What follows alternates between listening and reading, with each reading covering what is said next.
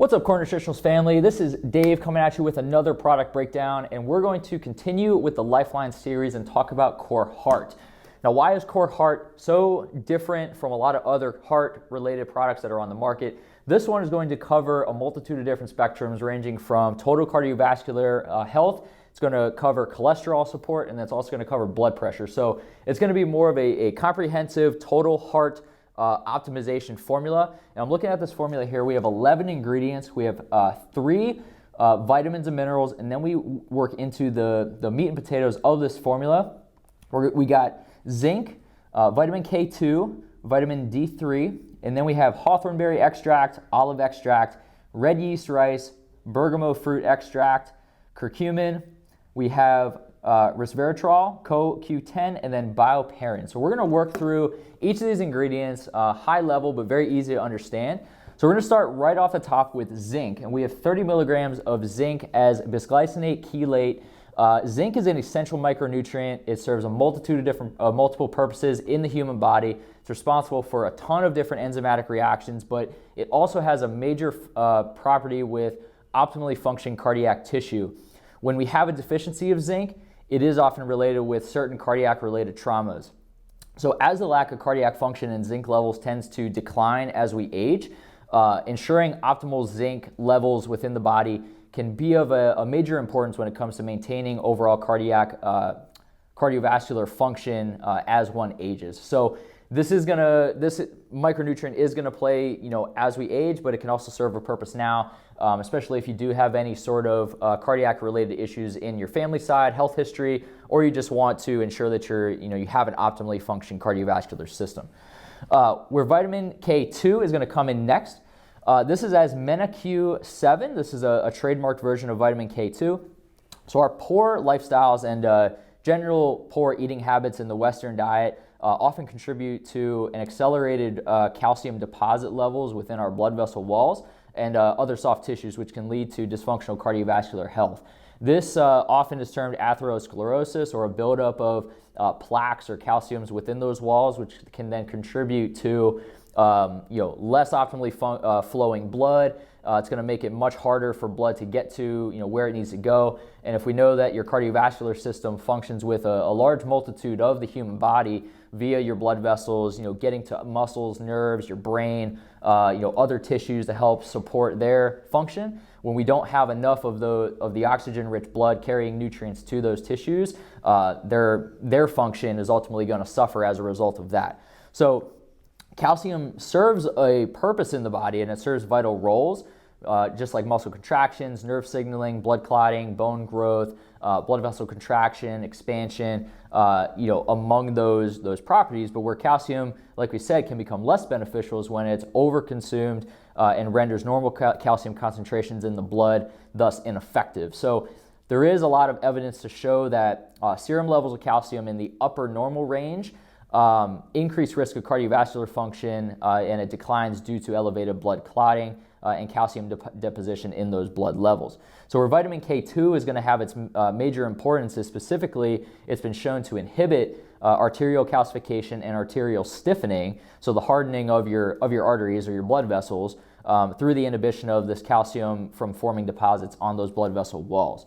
So vitamin K2 is also essential for maintaining blood homeostasis, as well as optimal bone and heart health through its role in inducing calcium use by proteins. Vitamin K2 being almost non-existent in typical diets on the western part of the world, partly due to our traditional eating habits, supplementation is very crucial when it comes to lowering the risk of any cardiovascular related decline. The next micronutrient on here, last one, is vitamin D. So vitamin D3 as cholecalciferol, in its various forms, it can actually be produced endogenously by the human body. So when our body takes sun rays, it can thus form vitamin D. So it's not necessarily considered a vitamin, but growing research shows that vitamin D deficiency, which is very common, can be a risk factor for heart disease and other conditions associated with cardiovascular conditions.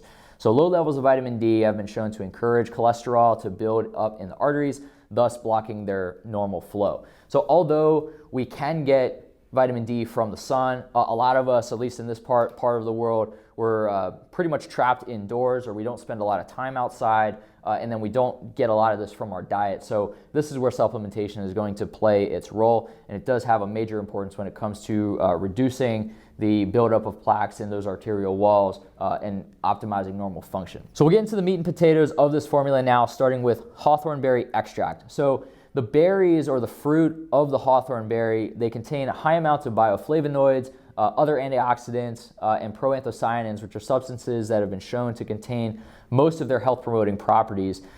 These antioxidants have several influences on the cardiovascular system, which include hypotensive improvements, which means to lower blood pressure, and this can be seen through vasorelaxation through the stimulation of nitric oxide production. So as more nitric oxide is produced, it's going to widen those blood vessels, it's going to relax those blood vessels, allow them to open up more, and allow for more consistent blood flow throughout the cardiovascular system and human body.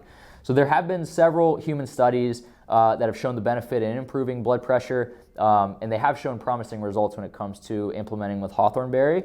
Another benefit has actually been shown through its potential in preventing that plaque buildup on the arterial walls. We talked about atherosclerosis before. So what atherosclerosis can lead to is a blockage resulting in ultimately, oftentimes heart attack and stroke. So when we can reduce the risk of this plaque buildup along the arterial walls, allow them to function more optimally, be a little bit more motile, allow for more blood flow, we're just going to have a much, much better and more healthy cardiovascular system and circulatory system as a result of that. The next ingredient we'll talk about is olive extract. So the health promoting properties of olive extract are ultimately going to be contributed to the many phenolic compounds that are actually contained in the olive leaves themselves. So oleuropein in particular, which this particular olive extract has 20% of, is purported to have several pharmaceutical properties, including antioxidant, anti-inflammatory, anti-atherogenic, and antimicrobial effects. So these antioxidants in this olive leaf extract can benefit the heart by helping prevent LDL cholesterol, or low-density lipoprotein cholesterol, which is your bad cholesterol, from building up in the arteries, ultimately contributing to what we've talked about before, which is more cardiovascular decline, buildup of plaque, heart attack, stroke as a detrimental end result. So this process can increase blood flow, thus lowering blood pressure, which can reduce that risk of heart disease. So a lot of the blood pressure capabilities of this formula are going to be with allowing the blood vessels to expand, allow for more blood flow, thus lowering blood pressure and allowing for a much more optimally functioning cardiovascular system. Next ingredient is red yeast rice. So red yeast rice, just like what you say, is it's actually a traditional Asian preparation of the rice grain, with recent studies suggesting the fungal metabolites found within red yeast rice demonstrating a positive impact on cholesterol and overall cardiac function. So specifically within this red yeast rice, a fungal secondary metabolite found within it known as monocolin K has been shown to inhibit certain key enzymes involved with cholesterol synthesis. So what is cholesterol, you may be asking? Well, it is built, it helps build the structure of cell membranes. It makes hormones like estrogen, testosterone, and adrenal hormones. It helps your metabolism work more efficiently. It does produce bile acids, which helps your body digest fats and absorb important nutrients. So there is cholesterol that is beneficial for us, but when it comes to bad cholesterols, or when we ingest less than optimal fatty acids and they start to build up, or if our health starts to take a turn, this is where LDL cholesterol can start to increase and where we can start to have some of these complications. So the reduction of LDL cholesterol is the main goal of red yeast rice, and to reduce cholesterol levels to a level where they can actually benefit cardiac and other bodily functions, much like what we talked about the beneficial roles that cholesterol could be. So I will say with this particular ingredient, if you are taking any statin or any other medication that's prescribed by your doctor for cholesterol, consult your doctor before taking this product or even considering to take a product like this. Moving on right down the line, we have Bergamo fruit extract. So this is a 30% polyphenol. So Bergamo's heart-related benefits have been traced mainly back to its phytochemicals and flavonoids. So also talking about the antioxidant properties that bergamot in this fruit extract is going to have. There have been multiple studies showing the efficacy of orally administered Bergamo on reductions in total cholesterol and LDL cholesterol. This is where the main mechanism of action is going to be in the inhibition of oxidation of low-density lipoprotein particles. When oxidation of these LDL particles, it produces a harmful form of cholesterol, mainly because of the damage caused by free radicals.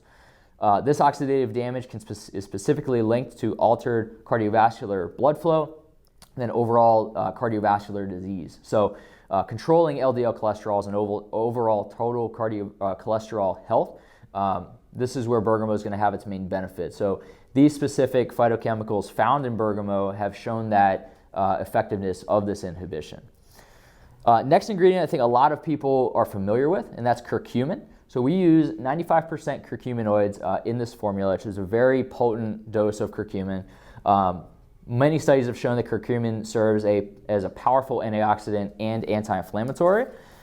Since inflammation is a strong component to many conditions, including heart-related diseases, the anti-inflammatory properties of curcumin make it a great addition to this formula as well. That's partly the reason why we have bioperine in here. Just skipping on down just a little bit. Bioperine has been shown to increase the uptake and the availability of curcumin and the effectiveness by around 2,000%. So bioperine is mainly in here, for curcumin, but it's also going to help with the absorption and increasing bioavailability of a lot of the other ingredients that are in this formula as well. After curcumin, we have Polygonum cuspitatum extract, which is 50% trans resveratrol. So resveratrol is a polyphenolic still bean produced by various plants with a large number of animal studies and some human studies showing their benefits towards cardiovascular function.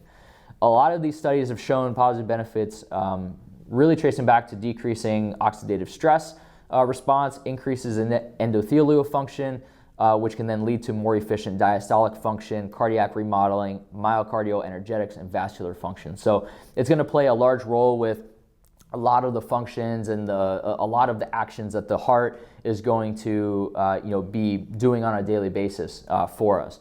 So these actions, along with the other benefits on blood pressure, so increasing nitric oxide production, makes resveratrol a valuable compound in establishing normal cardiac function and baselines of cardiac health. Last ingredient here before bioperine is CoQ10 or coenzyme Q10. So CoQ10 is synthesized in the mitochondrial inner membrane. It's also an essential compound that plays many vital roles in the human body. It works in close relation with our brain, but as we can see with this formula, it serves a very large importance when it comes to your heart and cardiovascular system as well. It's a key component in the electron transport chain in mitochondria, which is necessary for ATP production. ATP is our body's most readily used form of energy, and just like your other muscles need ATP and energy in order to function optimally, like your biceps and your quads, your heart is a muscle, so it does require the same amount or same energy sources or same energy types that those muscles are going to need to utilize for their normal function.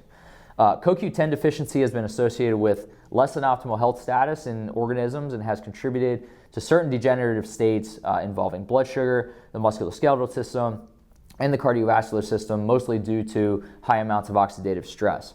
It's been shown that individuals suffering from cardiac-related abnormalities have significantly lower levels of CoQ10 as opposed to those with significantly higher levels or levels in a more optimal range for their normal function.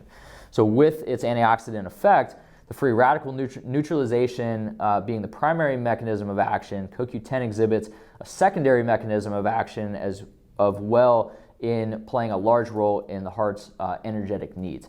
So much like we said, when all the other muscles that we have in our body require ATP and a usable form of energy in order to function, your heart is the most important muscle that we have in our body, because without its optimal function, a lot of the other functions that we want to have with other structures are never going to happen. So as we talked before, bioperine is the last ingredient in here, mainly working with the increasing absorption and bioavailability of curcumin, increasing its effectiveness on the human body, but also increasing the absorption of all the other ingredients that we have here. So it does work with also inhibiting intestinal motility and dilating blood vessels to the intestines, where a lot of this nutrient absorption occurs. So that's the formula. It's a loaded formula, but like we said, this heart-related product here is going to cover 3 main bases. It's going to cover total cardiovascular function, it's going to cover cholesterol support, and it's also going to cover blood pressure support. The main thing that I want to touch on, like I said before, is if you are taking any sort of heart-related medications, or if your doctor's monitoring anything for a heart-related condition, I would consult them before taking this product. Just like always, if you guys have any questions or if you want anything detailed a little bit more, always reach out. Thank you guys for listening and keep crushing it.